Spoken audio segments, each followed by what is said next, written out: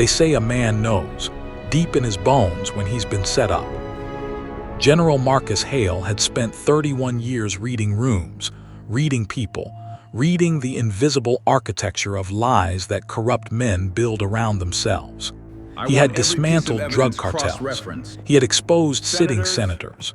He had walked into rooms where death was waiting and walked back out with confessions. But tonight, standing in the private dining room of the Whitmore Club, surrounded by the 6 men he trusted most in the world, he felt it. The temperature of the room was wrong. Marcus, Deputy Commissioner Gerald Frost, raised his glass.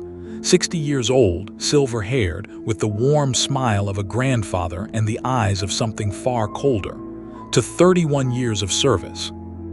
The others raised their glasses. Assistant Chief Donald Briggs, Deputy Chief Raymond Carr, Legal Counsel Victor Hale, his own brother, Chief of Detectives Louis Pratt, and Internal Affairs Director Samuel Webb. His cabinet, his inner circle, the 6 men who had stood beside him as he built the most decorated division in the state's history. Marcus raised his glass slowly.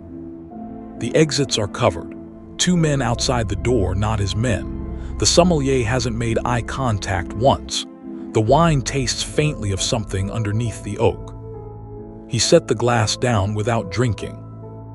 Gerald Frost's smile didn't waver, but his eyes did something small, a flicker of confirmation, a silent signal passing around the table like a current. "You've been thorough, Gerald," Marcus said quietly. "I'll give you that." Frost tilted his head. "Marcus, the offshore accounts, the evidence I compiled, you got to it before I could move it." He looked at his brother. Victor didn't flinch, but he didn't look away either, and somehow that was worse. "How long?" "Long enough," Frost said simply. Marcus nodded slowly. 31 years of experience, and it still came down to this.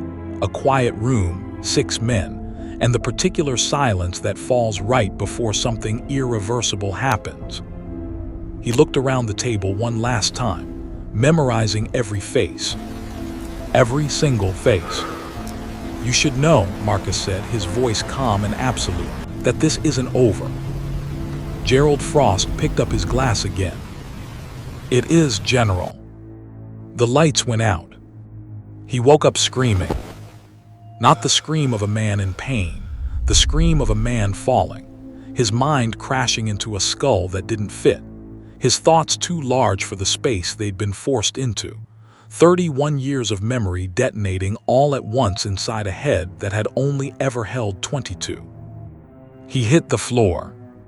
Cold linoleum, a cramped apartment, pre-dawn gray bleeding through cheap blinds. He lay there, chest heaving, staring at a water-stained ceiling he had never seen before. Breathe, assess, adapt. Old training. It kicked in before he even understood what was happening. He raised his hands in front of his face. Young hands, unmarked, no scar on the left palm where a knife had caught him in 2009. No crooked knuckle on the right index finger, broken in an interrogation gone sideways in 2014. Someone else's hands. He sat up slowly and found a mirror on the back of a closet door. A young man stared back at him, 22 maybe, clean jaw, tired eyes wide, dark, completely bewildered, a face that had never seen a war. But behind those eyes, Marcus Hale looked out at the world. Alive.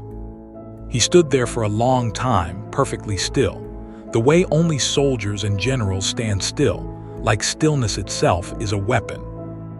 Then he looked down. On the floor by the bed, a uniform pressed and folded, a badge freshly polished, an assignment sheet printed on department letterhead. He picked up the sheet. His eyes found the precinct number. District 7, Metro Division. His precinct, the one his cabinet controlled like a private empire, the one sitting directly on top of every illegal operation, every buried file, every ghost account he had spent 2 years building a case against before they got to him first. He had been dropped, like a stone, directly into the center of the machine that killed him. Marcus Hale, General, 31 years decorated, sat on the edge of a dead rookie's bed and did something he hadn't done since he was a young officer himself. He made a list. 6 names, written from memory in order of vulnerability, in order of usefulness. Then he got dressed, pinned on the badge, and walked out the door. District 7 was exactly as he remembered it. Same gray corridors, same bulletin boards layered with outdated flyers, same smell of burnt coffee and stale ambition. He walked through the front doors with his head slightly down, not from fear but from calibration, watching, measuring, letting the building tell him what had changed. Security camera left corner new, blind spot 12 feet right of the entrance, same as always. Sergeant's desk slightly repositioned. Why? Hey, new guy. He looked up.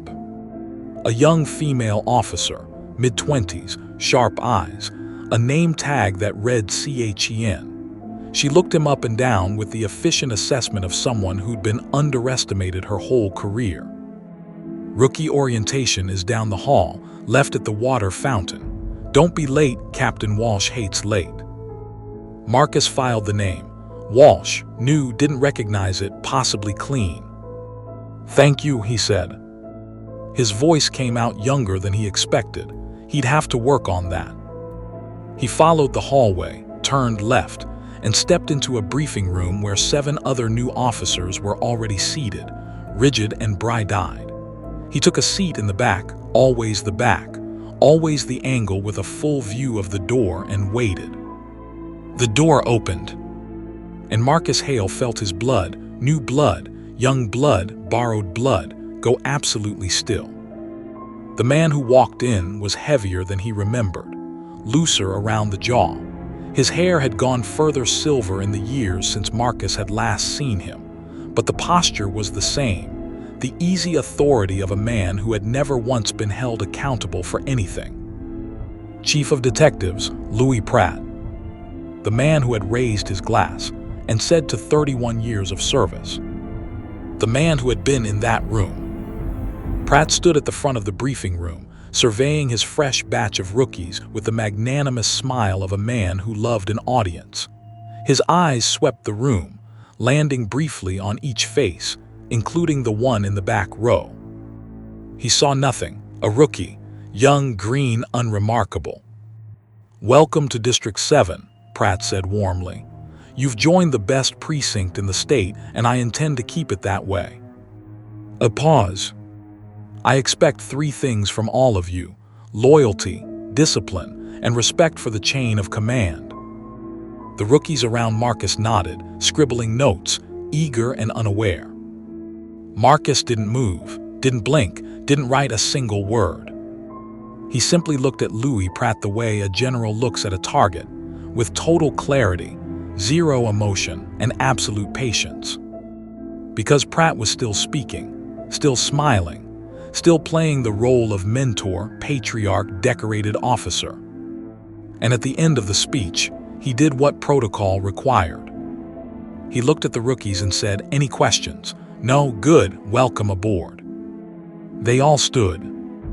And Marcus Hale, wearing a dead man's face, carrying 31 years of war behind 22-year-old eyes, came to attention and saluted the man who murdered him.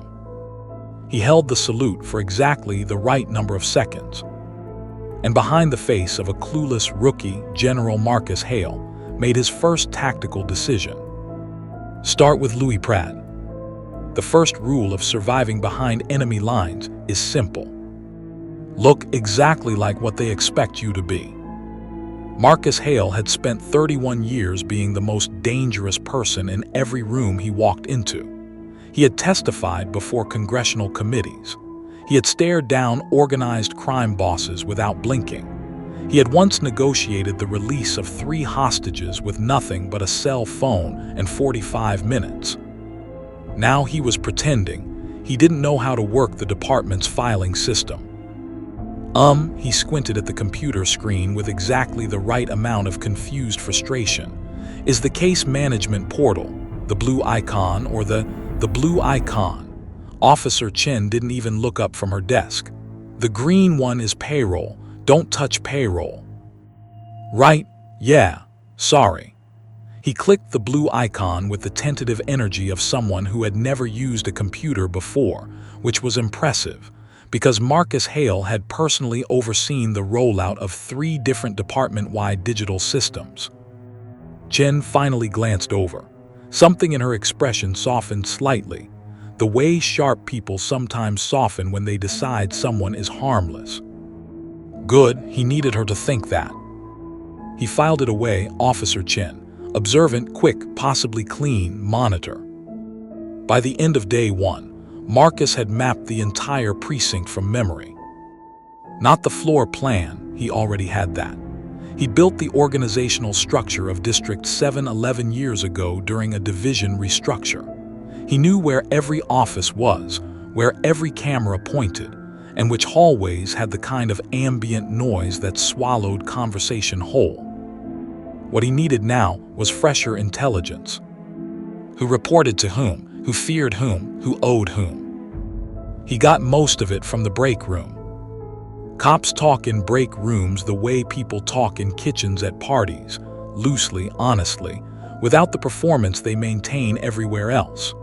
Marcus sat with his coffee and his rookie silence and let the conversations wash over him.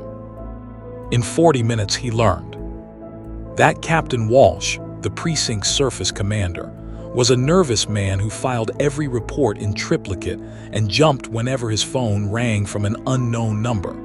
Compromised, probably being leveraged. That Detective Sergeant Holt had been passed over for promotion 3 times in 4 years despite the highest case closure rate in the division. Angry, useful.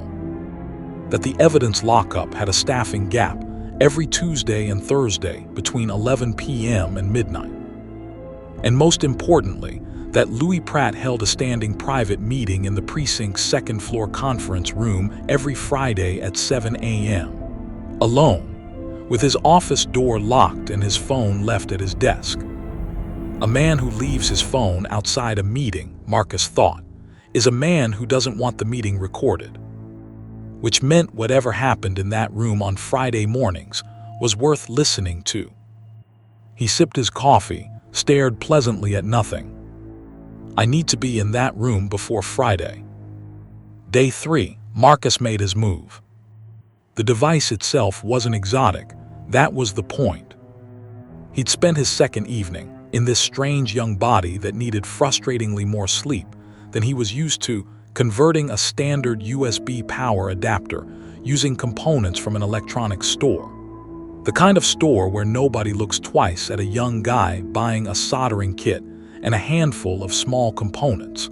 The kind of purchase that means nothing by itself.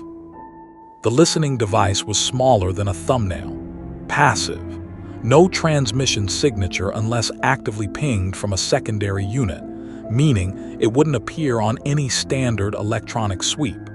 He'd used the same basic architecture in field operations years ago. The hard part was placement. It happened because of a coffee mug. Marcus had spent 2 days establishing a very specific character trait in the rookie he was playing. Eager, slightly clumsy, and deeply committed to being helpful.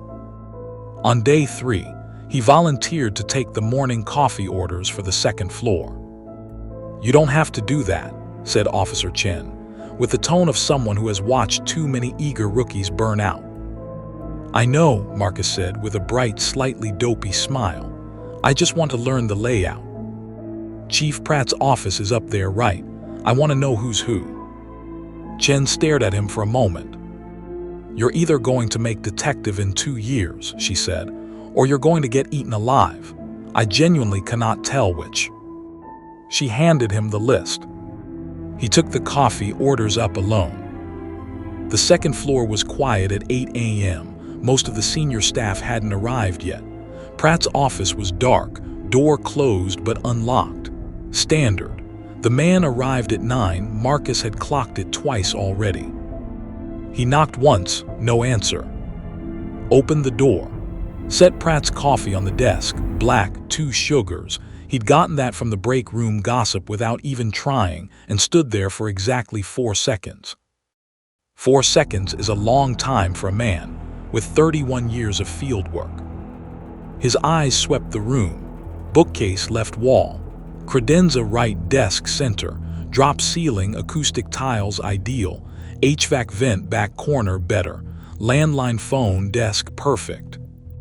He reached under the lip of Pratt's desk. The device seated with a soft magnetic click. He adjusted the coffee mug 2 inches to the left, made it look like that's all he'd done, and walked out. Total time in the office, 11 seconds. He set up the receiver that night.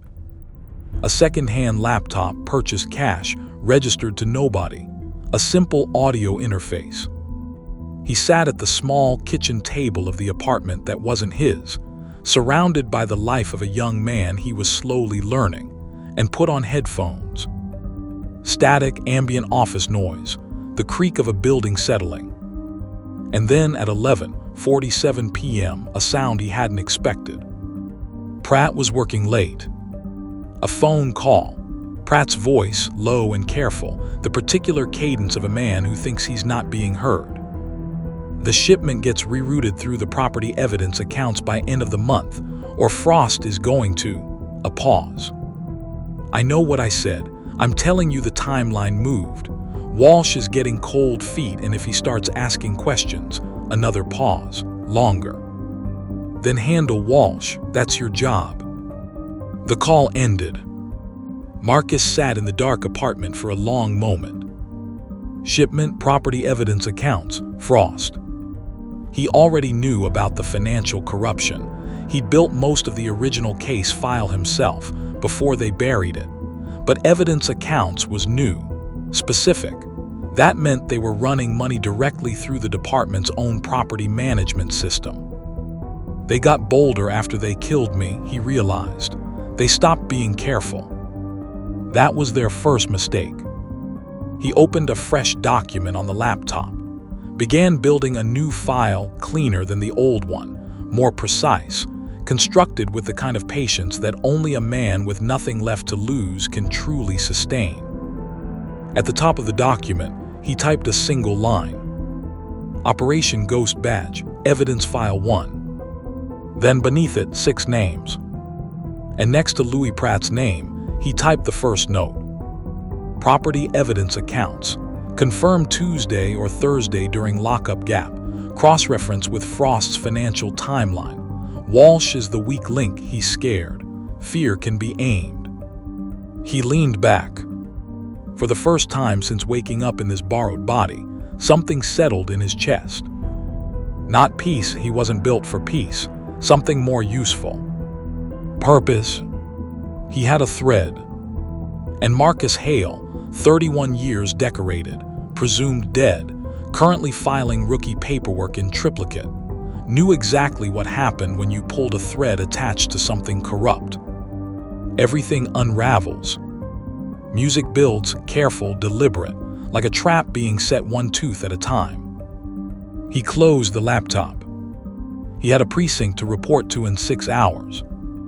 And he had to remember to look confused by the filing system. Marcus Hale had a rule he'd lived by for 31 years. Never be the one who throws the punch. Be the one who arranges for 2 other people to punch each other, and then write the incident report. It was less poetic than revenge fantasy suggested, but it worked.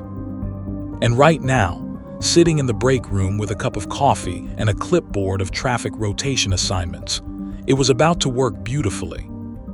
It started with the listening device. 3 days of audio from Pratt's office had given Marcus more than he expected. The shipment was real, not narcotics, not money. Weapons. Decommissioned service weapons that were supposed to be destroyed per department protocol, quietly redirected instead into private hands through a logistics contractor named Kellerman and Associates, which existed on paper and almost nowhere else. The delivery was scheduled for Friday night. A warehouse on Dexter Industrial, 3 miles outside the precinct boundary, technically outside District 7's jurisdiction, which was exactly the point. Marcus had also learned something else from those recordings. The Eastside Vega operation, a mid-level street organization that had been quietly muscled out of 2 territories in the last year, believed the district had been behind it. They weren't wrong. Pratt had orchestrated the territory disruption personally, using it to consolidate control for his own contractors. The Vegas were angry, and angry people Marcus knew were useful. The anonymous tip was simple. He used a burner phone purchased 3 weeks ago with cash, before he'd even formed a plan out of old habit, and a voice modulator application that cost $4 and changed his pitch sufficiently to be unrecognizable. He didn't call the Vega organization directly. That was the kind of mistake amateurs made. Direct lines left traces, and Marcus had spent a career teaching investigators how to find those traces. Instead, he called a public tip line maintained by a community watchdog organization that the Vegas were known to monitor. An open channel, deniable, clean. The message was 40 seconds long. It named the warehouse. It named the time. It described the shipment in enough specific detail to be credible, but framed it as a rival crew moving product into Vega territory without permission. The kind of territorial violation that demanded a response. He made no mention of the department, no mention of Pratt, no fingerprints of any kind. He destroyed the burner phone that evening, component by component, and distributed the pieces across 4 separate trash receptacles on his walk home. Then he went to bed at 10 p.m. like a responsible rookie with an early shift. Friday morning, Marcus checked the rotation board. Sergeant Ackefer managed traffic and crowd control assignments. Marcus had spent the week building a specific reputation with Ackefer: reliable, punctual, zero drama, zero initiative. The kind of rookie you assign to the dull jobs because they won't complain and won't improvise. The assignment board confirmed it. Daniels J. Traffic Rotation, Dexter Industrial Corridor, 8 p.m. to a.m. Marcus looked at the assignment with the flat, mildly disappointed expression of a young officer given a boring job on a Friday night. Dexter Industrial, he said to no one in particular. Is that always this quiet? Ackefer didn't look up.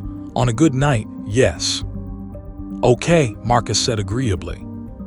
He picked up his clipboard and went to find his patrol car. He was 3 blocks from the warehouse at 9:47 p.m. when his radio crackled with the first report. Units, we have a reported disturbance at the Dexter Industrial Complex. Possible breaking and entering. Multiple individuals. Requesting. Marcus keyed his radio with the measured calm of someone who absolutely did not engineer this situation. Dispatch, this is Daniels. I'm on traffic rotation approximately 3 blocks from Dexter Industrial. Do you want me to maintain position or redirect? A pause. Daniels, maintain your position. Do not approach.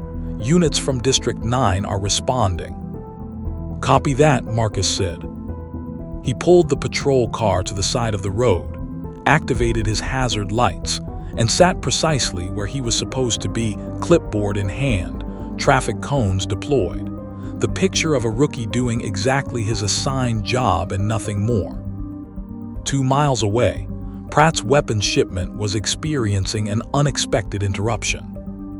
He heard it piece by piece through the radio traffic over the next 90 minutes. District 9 units responding to a disturbance. The warehouse found in disarray, their word. Evidence of a confrontation, their word. The Kellerman and Associates contractor van, abandoned.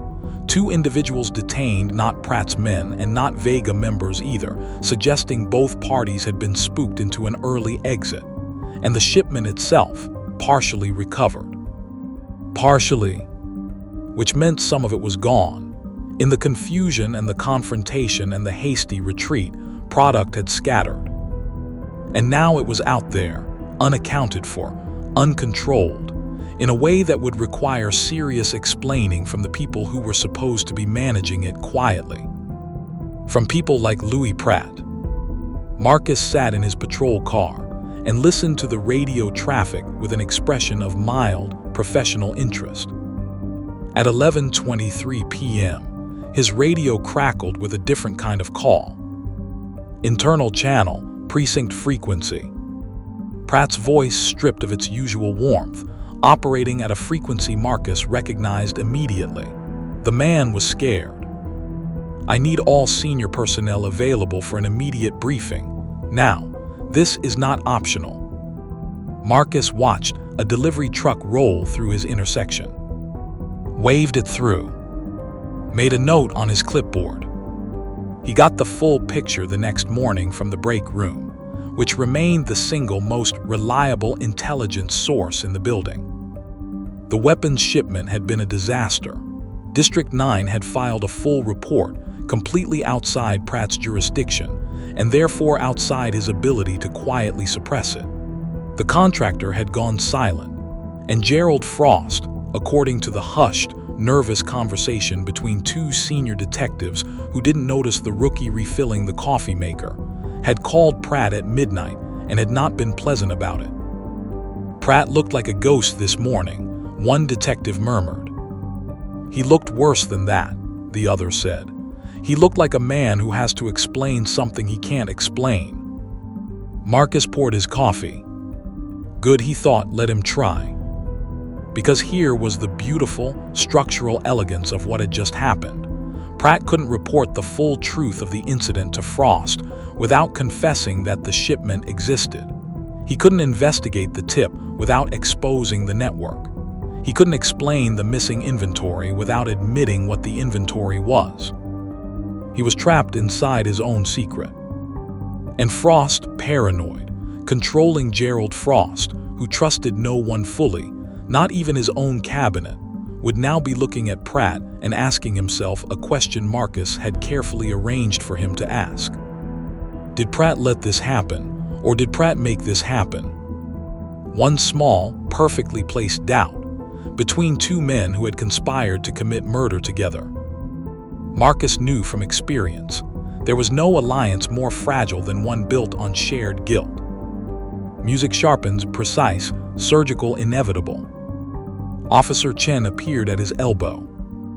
"You look cheerful for someone who spent Friday night directing traffic on Dexter Industrial," she said. "Quiet night," Marcus said pleasantly. "I like quiet nights." She studied him for a moment with those sharp eyes of hers. The look lasted just a half-second longer than casual. "You're a weird rookie, Daniels," she said finally. "I'm just trying to learn the job," he said. She took her coffee and walked away. Marcus turned back to the window.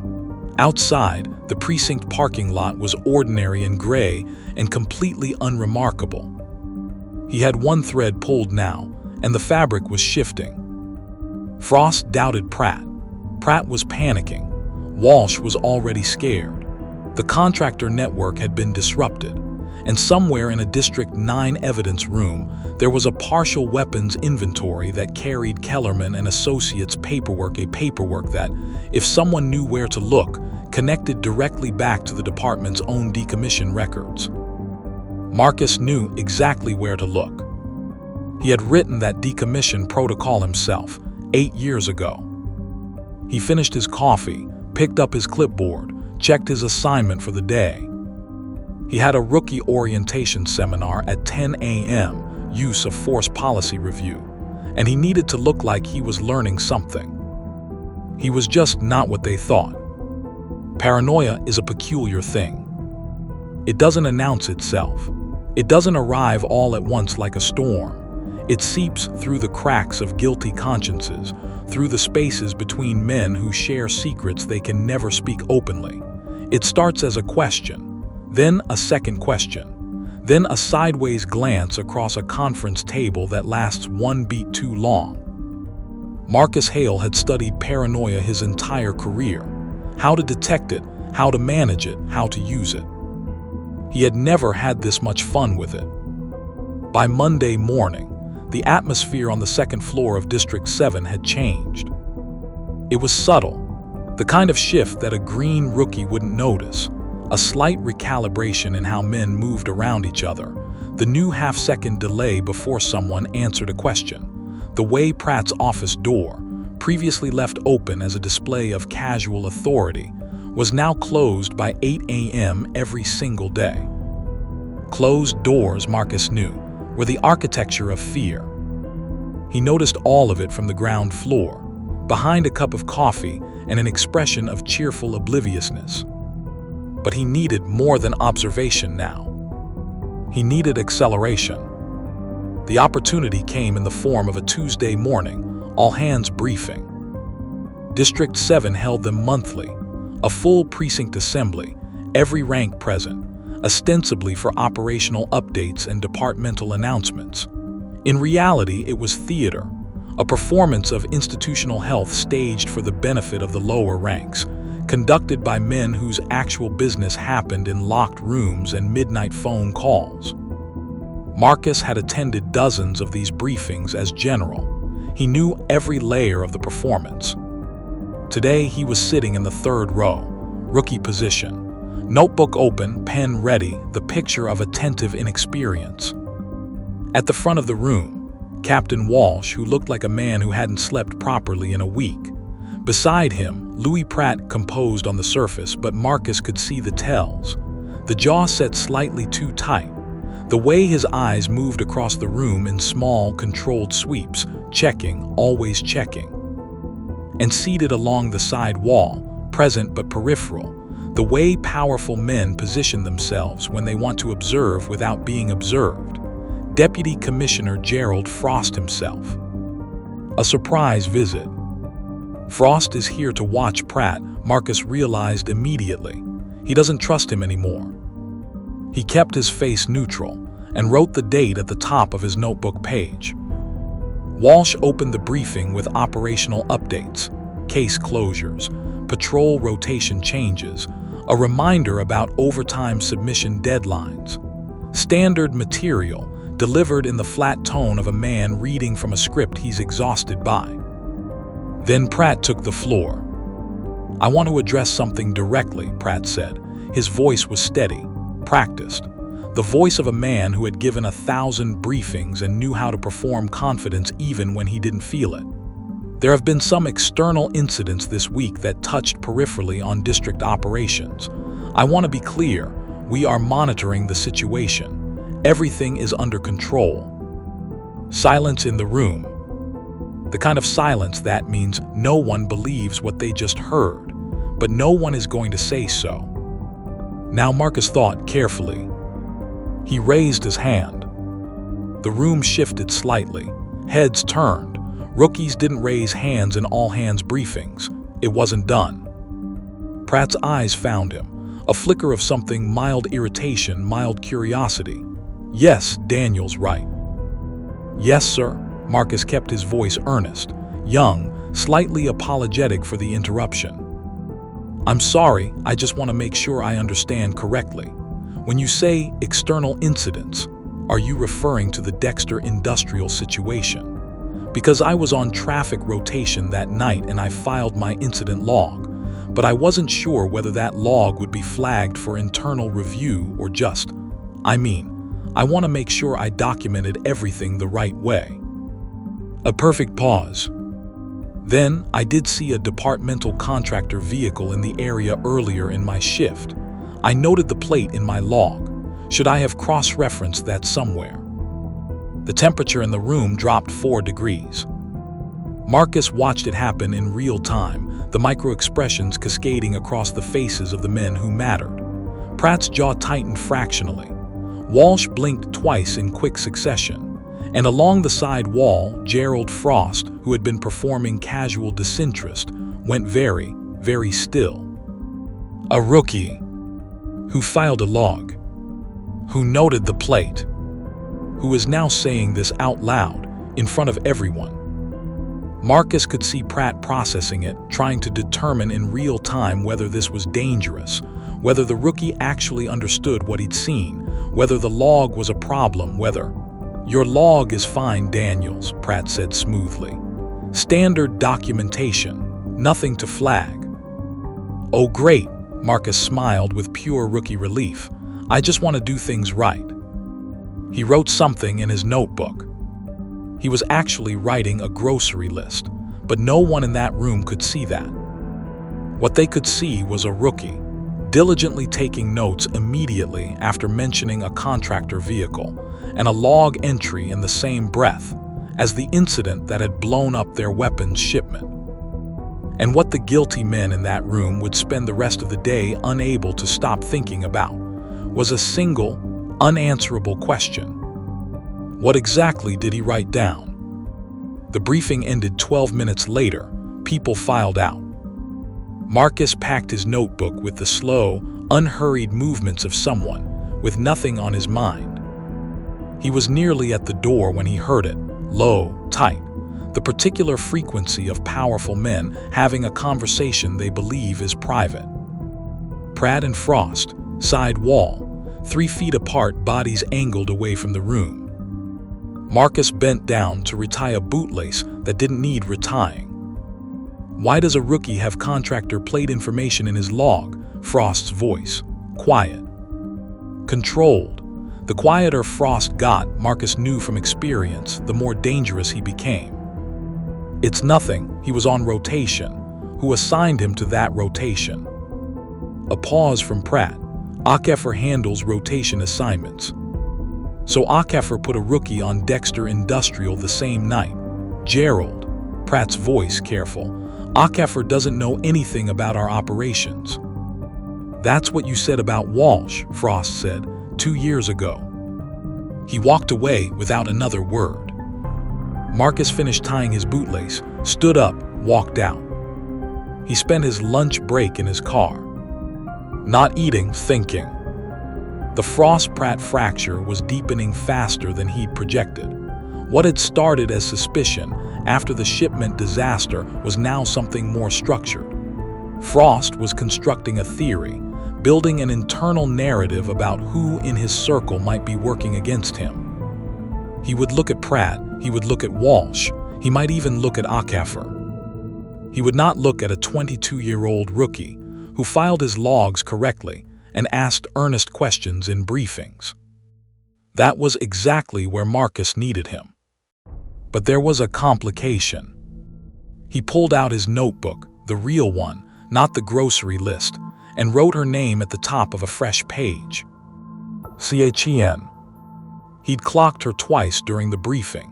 Once when he raised his hand, she'd looked at him with that expression again, the one that lasted a half-second too long.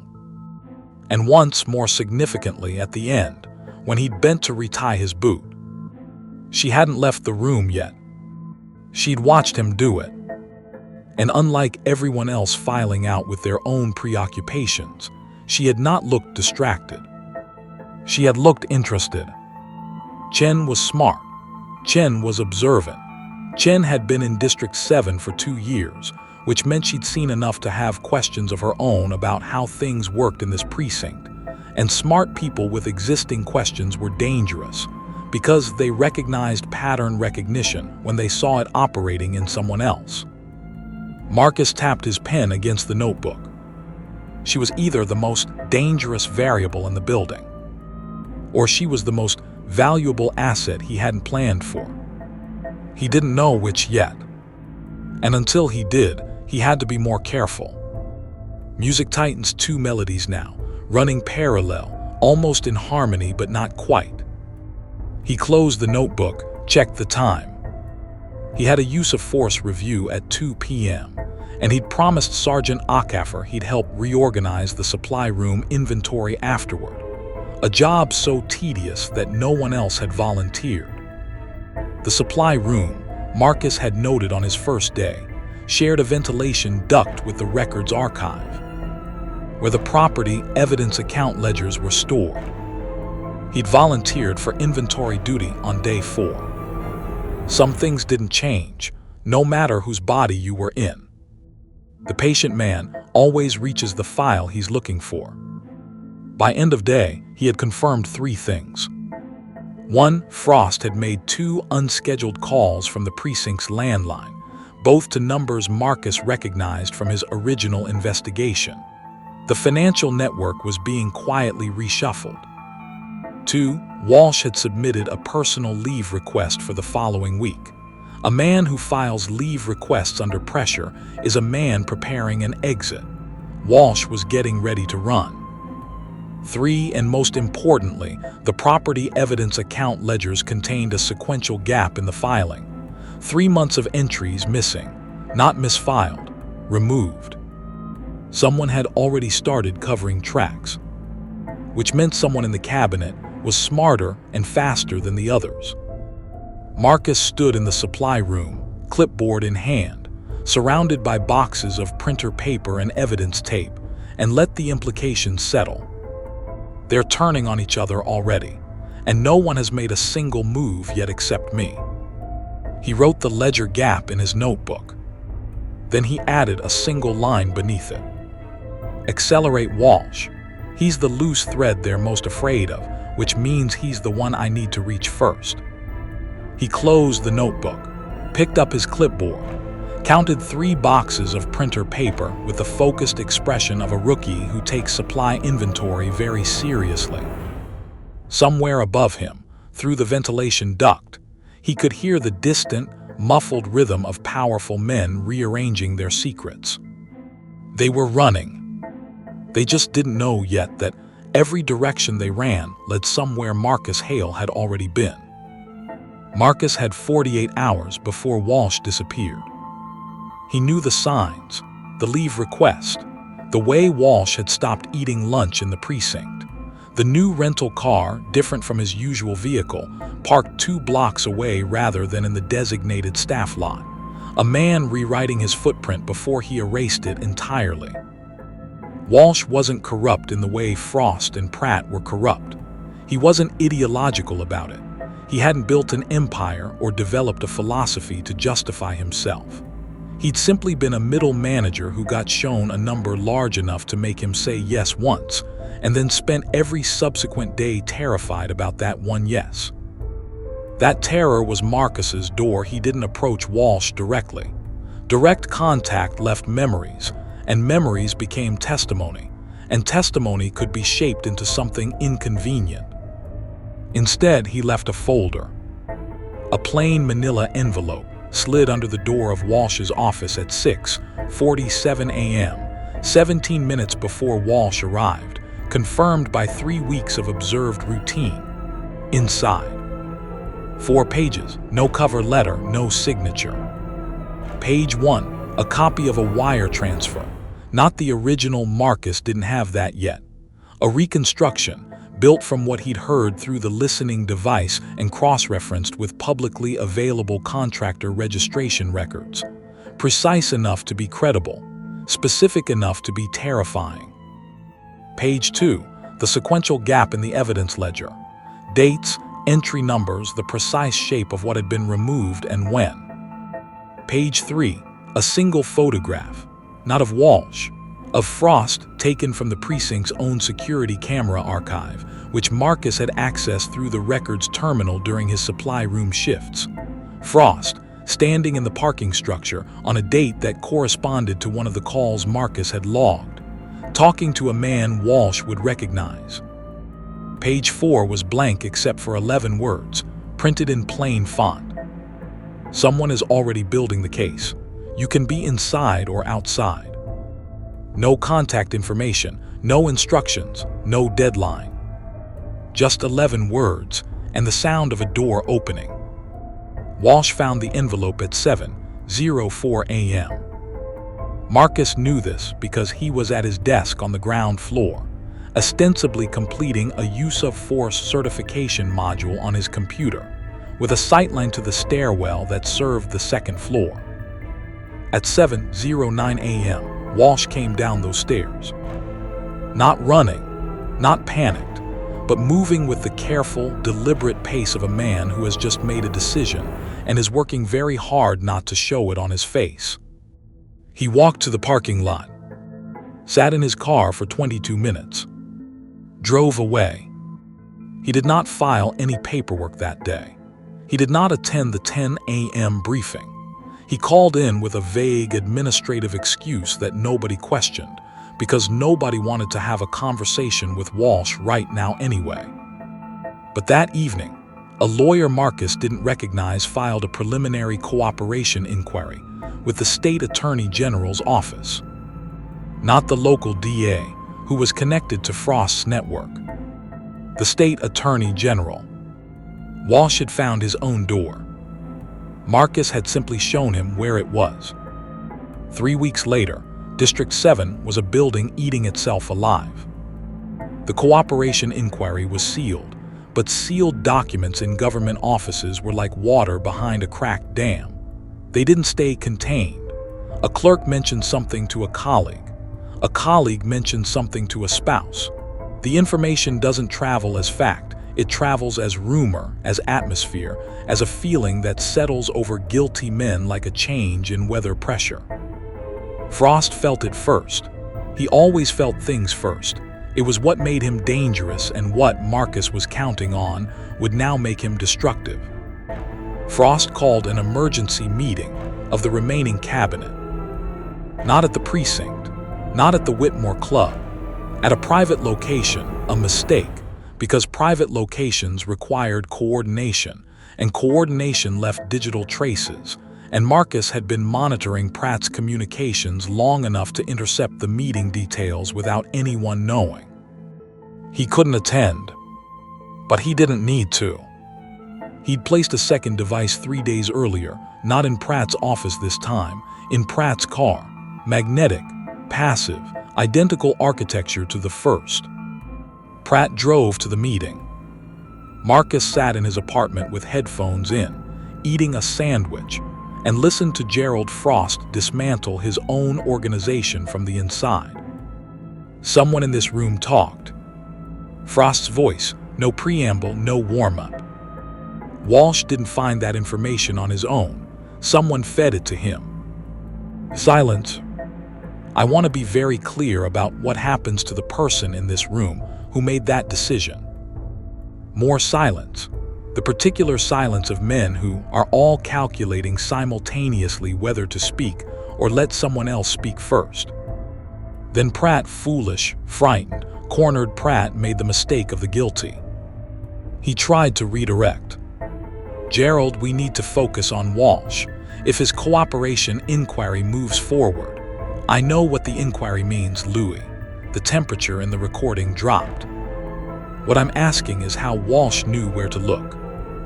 He could have found the ledger gap himself. Walsh couldn't find his keys without help. A pause. But you could. You've always known where those ledgers were. You helped design the filing system. Gerald, did you make a deal, Louis? The accusation landed in the room like something physical. Pratt's denial was immediate, loud, and because it was loud, it sounded exactly like what it wasn't, which was the truth. Marcus finished his sandwich. By the end of the recording, Frost hadn't accused Pratt of anything formally. He hadn't needed to. The seed was planted in front of witnesses, and seeds planted in rooms full of scared men grew very fast. He labeled the audio file, saved it in triplicate across 3 encrypted locations, and sent a compressed copy to a secure server. He'd registered 3 days after waking up in this body, registered under a name that didn't exist, with an automatically triggered release protocol tied to a timer he could extend or allow to expire. If anything happened to Rookie Daniels in the next 30 days, that server would release its contents to 12 journalists, 4 federal agencies, and the state attorney general's office simultaneously. Dead man switches. Marcus had always appreciated their elegant simplicity. He was running traffic cones back to the supply room the next afternoon when Chen fell into step beside him. "You eat lunch alone every day," she said without preamble. "I'm an introvert," Marcus said. "You're something," she agreed. "I pulled your file." He kept walking, kept his expression mild. "Find anything interesting?" Academy scores in the top 4%, which is strange Because you act like someone who needs help with the filing system." She paused. "And you have a habit of being in the exact right place at the exact right time for someone who's only been here 5 weeks." Marcus set down the traffic cones, turned to face her. Chen looked back at him with eyes that had already done considerable math and arrived at a number she wasn't certain of yet. "I'm a fast learner," he said. She studied him. "Daniels, are you in some kind of trouble?" The question landed differently than he expected, not accusatory, not a threat. Concerned. Marcus looked at Officer Chen, 2 years in a corrupt precinct, smart enough to see what others missed, still asking if a colleague needed help rather than reporting an anomaly up the chain, and made a decision. Not the full truth, not yet, but a thread. "I'm not in trouble," he said carefully, "but I think some people in this building are about to be." Chen was quiet for a long moment. "Is there anything I should be doing?" she asked. "Keep your head down," Marcus said. "Document everything unusual you observe on the second floor. Don't tell anyone you're doing it. And if anyone asks you about me," he picked the traffic cones back up, "tell them I seem like a perfectly ordinary rookie." Chen watched him walk away. "You are deeply strange," she said to his back. "Thank you," said Marcus. It took 11 days for Frost to move against Pratt. Not physically, Frost was too careful for that, and besides, the methods he preferred were institutional. Frost destroyed people the way he'd always destroyed people. Paperwork, pressure, and the strategic withdrawal of protection. He froze Pratt out of 2 key financial channels, quietly, without announcement. To anyone watching from the outside, it looked like routine administrative restructuring.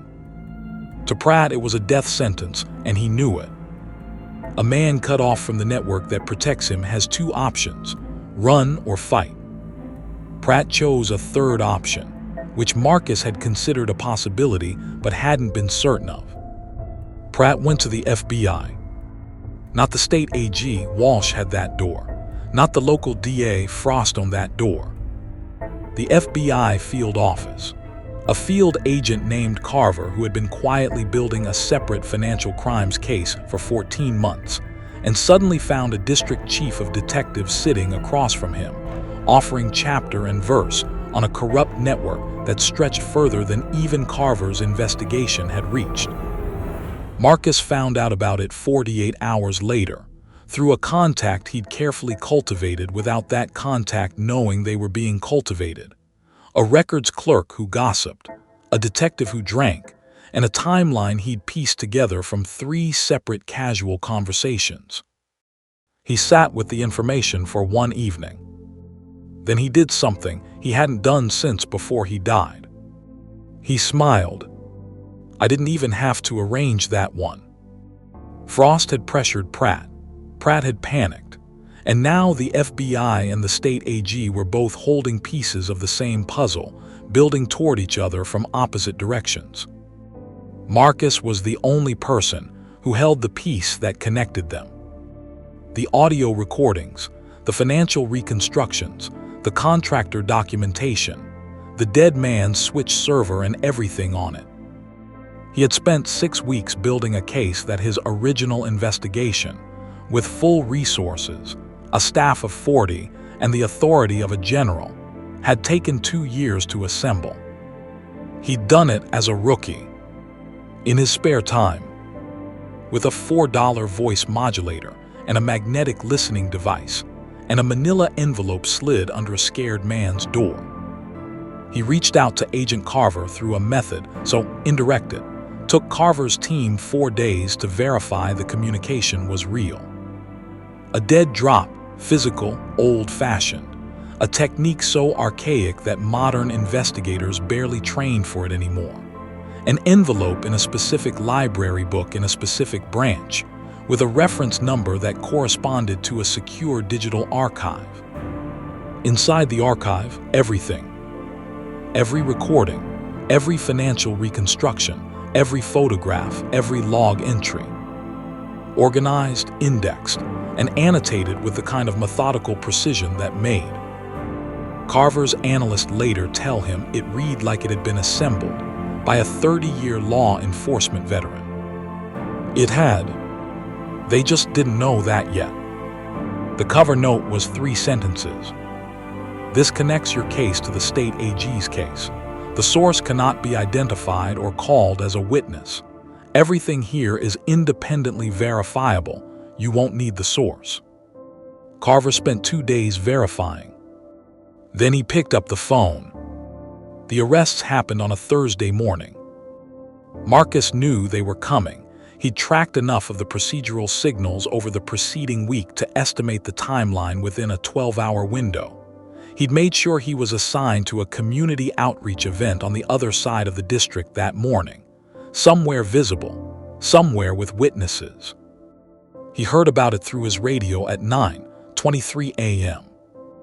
All units be advised, federal and state law enforcement are executing arrest warrants at District 7 headquarters. All non-essential personnel should. He stood on a school gymnasium floor, surrounded by 14 teenagers learning basic traffic safety, and listened to the architecture of 31 years of corruption begin to come down. Gerald Frost, arrested at his home 8:47 a.m.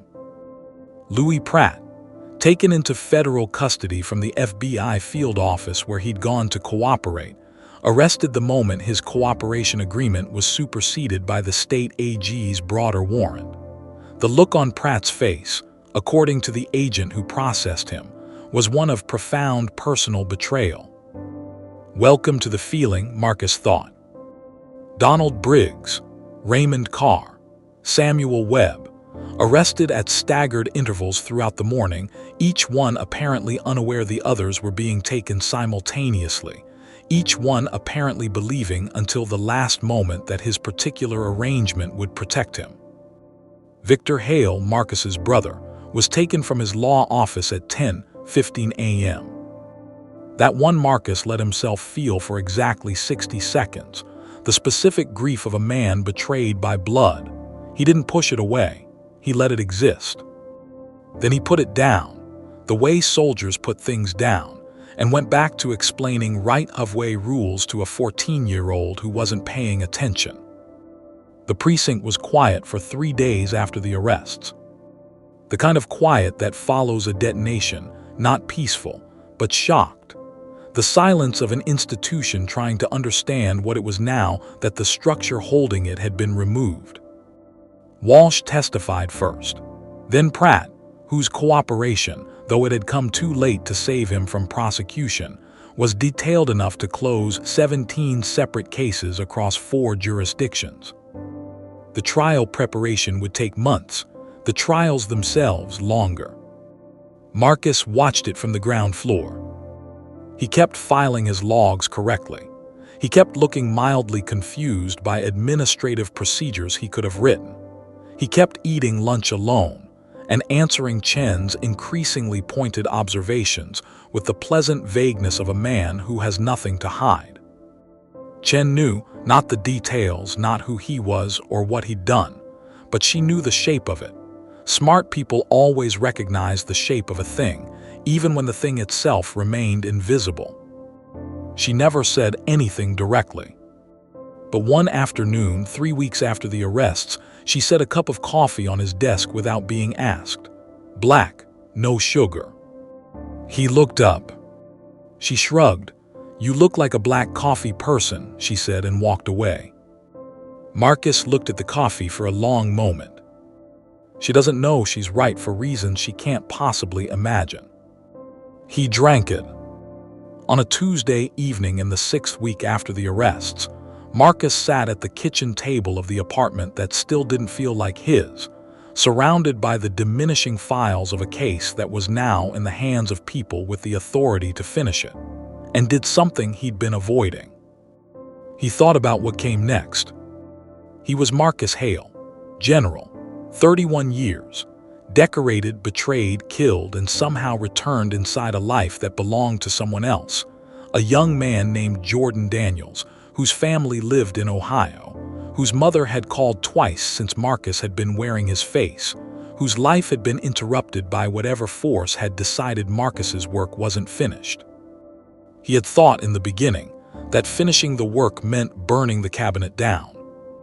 He'd done that, but sitting in the quiet apartment, with the case closed and the weight of 6 weeks lifting slowly, he understood that finishing the work meant something more. Jordan Daniels deserved his life back. Marcus didn't know if that was possible. He didn't know the rules of whatever had happened to him. No one had explained them, and there was no manual for transmigration. But he knew that the young man whose body he'd borrowed had been assigned to District 7 for a reason, the same way Marcus had been placed here for a reason, and that reasons, in his experience, had conclusions. He opened his notebook to the last page, wrote 2 words, "Not yet," because there was still one thing left undone. The file had been in the state AG's evidence archive for 3 weeks before the investigator found the anomaly. A sealed internal report dated 2 years ago, bearing General Marcus Hale's case number, listed in the archive as destroyed per administrative order. Except it hadn't been destroyed. It had been misfiled deliberately by someone who wanted it invisible but couldn't bring themselves to actually eliminate it. Victor Hale, Marcus's brother, who had voted to kill him, who had raised his glass, who had, apparently, kept one copy of his brother's original case file alive in a misfiled archive folder, where it sat for 2 years waiting for someone to look in the right place. Marcus read about the discovery in a legal brief that crossed his desk through a chain of coincidences he had arranged so carefully that no one would ever be able to prove he'd arranged them. He sat with it for a long time.